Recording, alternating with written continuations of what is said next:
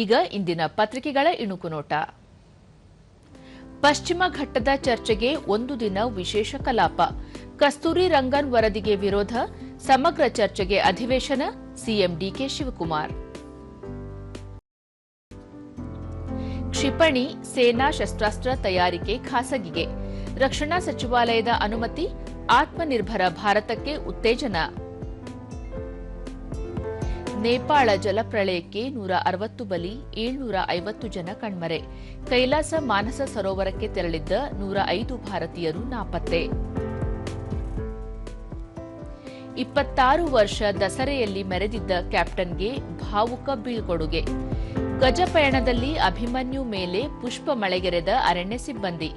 ಮಾವುತ ಕಾವಡಿಗರನ್ನು ಸನ್ಮಾನಿಸಿದ ಸಚಿವ ಯತೀಂದ್ರ. ಗೆಲುವಿನ ಹಾದಿಯಲ್ಲಿ ಭಾರತ, ಶ್ರೀಲಂಕಾಗೆ ಫಾಲೋ ಆನ್.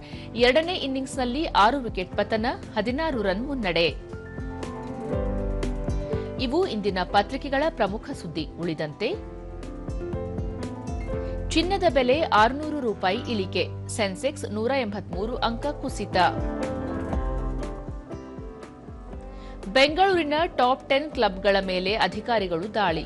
ಆಹಾರ ಸುರಕ್ಷತೆ ಮತ್ತು ಔಷಧ ನಿಯಂತ್ರಣ ಇಲಾಖೆ ನಿಯಮ ಉಲ್ಲಂಘಿಸಿರುವ ಕ್ಲಬ್ಗಳಿಗೆ ನೋಟಿಸ್. ಹಾರ್ಮುಜ್, ಇರಾನ್ ಒಮಾನ್ ಚರ್ಚೆ. ಗಾಜಾ ಮೇಲೆ ಇಸ್ರೇಲ್ ದಾಳಿ, 4 ಸಾವು. ವಲಸೆ ವೀಸಾಗಳ ವಿತರಣೆಗೆ ಟ್ರಂಪ್ ಸರ್ಕಾರ ದಿಢೀರ್ ತಡೆ, ಸರ್ಕಾರದ ಮೇಲೆ ಅವಲಂಬನೆಗೆ ಬ್ರೇಕ್. ಹಾಕಿ ವಿಶ್ವಕಪ್ 5ನೇ ಸ್ಥಾನಕ್ಕೆ ಭಾರತ ಜರ್ಮನಿ ವನಿತೆಯರ ಹೋರಾಟ ಇಂದು.